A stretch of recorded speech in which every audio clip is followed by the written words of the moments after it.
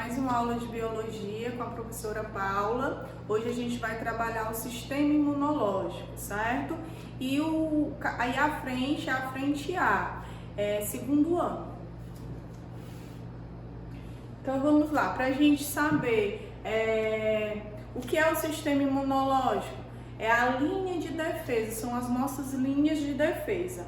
A gente apresenta 3 linhas de defesa, sendo que a primeira linha de defesa do nosso corpo contra micro-organismos invasores é a pele. A pele vai ser a nossa primeira linha de defesa. A gente hoje vai estudar algumas estruturas, alguns órgãos que participam do sistema imunológico. Aqui, pessoal, a gente consegue visualizar na imagem o sistema imunológico e os demais órgãos, né, as estruturas que fazem parte do sistema imunológico e suas funções. Aqui a gente encontra o apêndice, a gente encontra também a medula óssea, que é na medula óssea que são produzidas as nossas células sanguíneas, o timo, o baço e o intestino grosso. Quem pensa que o intestino grosso ele vai ser utilizado apenas para excreção e absorção de alguns nutrientes se enganou. O intestino grosso ele também participa do processo de imunização, certo? O sistema imunológico ele pode ser chamado de sistema imunológico, sistema imunitário e imunização, certo? Então vamos lá. Aqui a gente encontra os linfonodos, o apêndice, a medula óssea, o timo, o baço e o intestino grosso, certo? E as toxilas, que são estruturas que ficam bem expostas lá na nossa garganta, que quando a gente tem algum tipo de infecção, elas começam a apresentar sinais, elas ficam inflamadas, elas aumentam de tamanho. Mas por que, professora, que elas irão aumentar de tamanho? Simplesmente porque elas estão ativando o nosso sistema imunológico, né? Estão ativando as nossas células de defesa. Quem são as nossas células de defesa? Os linfócitos, os leucócitos, os glóbulos brancos. Então, cada estrutura dessa que eu acabei de falar para vocês vão participar do nosso sistema imunológico e vão ter funções bem específicas. Existem células para combater micro-organismos invasores. Essas células, elas são células específicas. Vamos dizer que o linfócito T são células que são ativadas em infecções mais graves, por exemplo. O linfócito T é um tipo de célula do sistema imunológico que é atacado pelo vírus do HIV. Um exemplo, por isso que é tão difícil de combater esse vírus. E aqui, pessoal, a gente consegue visualizar 2 tipos de imunização, 2 mecanismos de imunização. A imunidade inata e a imunidade adaptativa. Professora, mas como assim? Imunidade inata e imunidade adaptativa? Eu não estou entendendo. Será que existe 2 tipos de imunização? Sim. Vamos lá. A imunidade inata, né, como eu falei para vocês, é um tipo de imunidade que a gente já nasce, né? A gente já nasce com esse tipo de imunidade. E a imunidade adaptativa, a gente vai adquirindo ao longo do tempo, no decorrer que as nossas células vão amadurecendo, certo? Então, de acordo com que a gente vai se contaminando, o tipo de doença que a gente vai adquirindo no decorrer da nossa vida, a imunidade adaptativa é ativada, certo? E aqui, ó, quem são as células que vão participar da imunidade adaptativa, professora?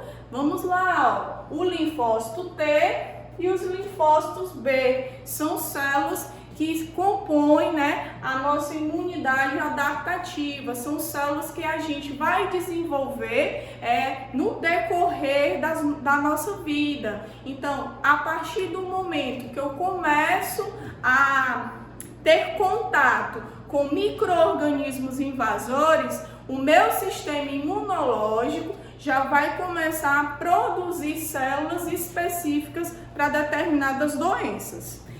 Professora, então a gente pode adquirir essa imunidade de outra forma? Sim, a gente pode falar sobre a vacinação, por exemplo.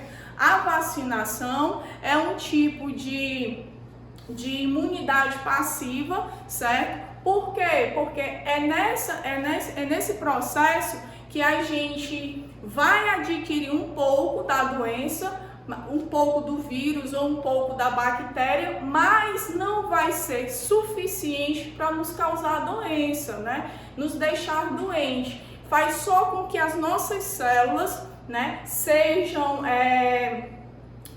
formadas, as nossas células sejam criadas, o nosso sistema imunológico seja ativado para determinado tipo de doença. Então, a vacinação não é nada mais, nada menos do que o vírus ou a bactéria enfraquecida, né? Para que ative o nosso sistema imunológico, para que ele possa combater a doença.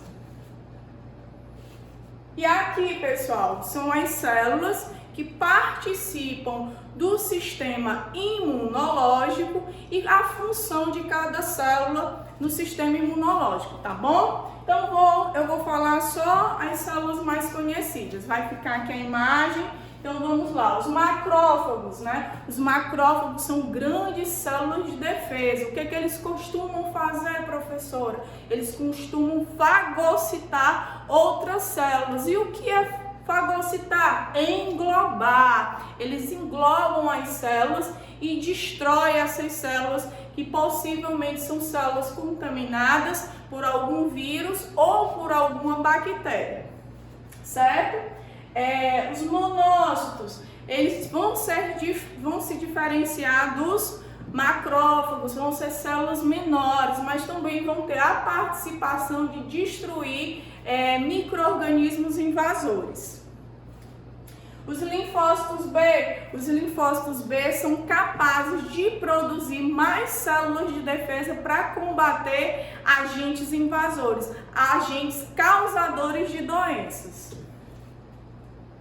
E o linfócito T? O linfócito T, pessoal, dentro dele existem células que são chamadas, essas células aqui, ó, a CD8, né? A killer, que significa matador, assassino. Então, são células assassinas, mas assassinas de vírus, são assassinas de bactérias. Então, existem células especializadas só em matar micro-organismos que invadem o nosso corpo. Mas essas células, elas são adquiridas através da vacinação ou então até mesmo quando você se contamina, né? Com algum tipo de vírus ou algum tipo de bactéria. Lembrando que você só fica imune a um vírus se ele não for capaz de sofrer mutação, certo? Então, por que a gente tem que tomar a vacina todo ano, a vacina da gripe? Porque o vírus da gripe, ele sofre mutação. Então, o vírus desse ano, que causou a gripe, vai ser totalmente diferente do próximo vírus. Do próximo ano, já não vai servir a vacina desse ano. É por isso que toda vida a gente tem que estar renovando, né, a nossa vacina contra a gripe, porque a gripe, o vírus da gripe, ele tem grande capacidade de mutação. E a diferença entre soro e vacina? Professora, qual a diferença entre soro e vacina? Resumindo, a vacina é a cura, a vacina é preventiva.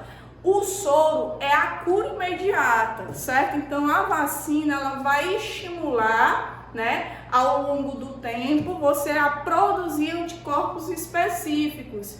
O soro já é a cura, então é o próprio anticorpo, né? Então, se você foi picado por uma cobra, você tem que tomar um soro, né, que tenha anticorpo para combater aquele veneno, né? Aquela toxina que pode causar a morte.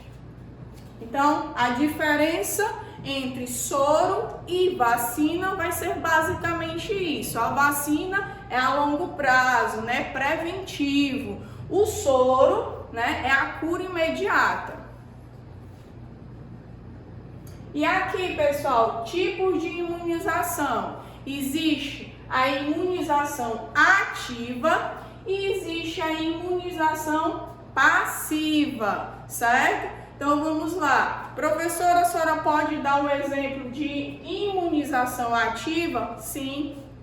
Quando a gente nasce, o nosso sistema imunológico, ele não está amadurecido. Então, o que acontece? As nossas células precisam amadurecer, né? O nosso sistema imunológico também, porque ele é composto por células de defesa. Então, no decorrer do tempo, no decorrer dos anos, você vai ganhando uma imunização ativa, né? Você vai tendo contato com doenças e você vai ficando imune, certo? E a imunização passiva, a gente pode dar o exemplo, o soro, tá bom? Que é a cura, né? Que é o anticorpo que vai entrar dentro do seu corpo e fazer o papel de lhe defender. E com isso ele vai começar a estimular a produção de células de defesa.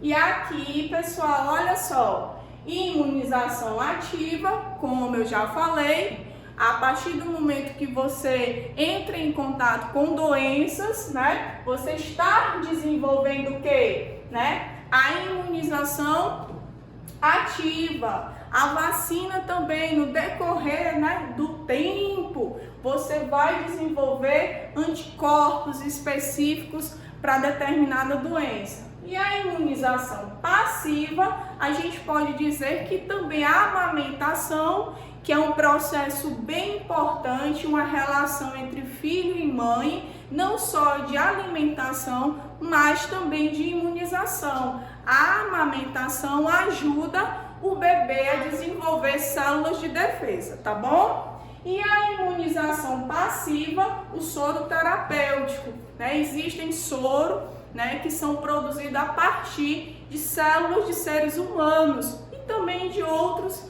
animais.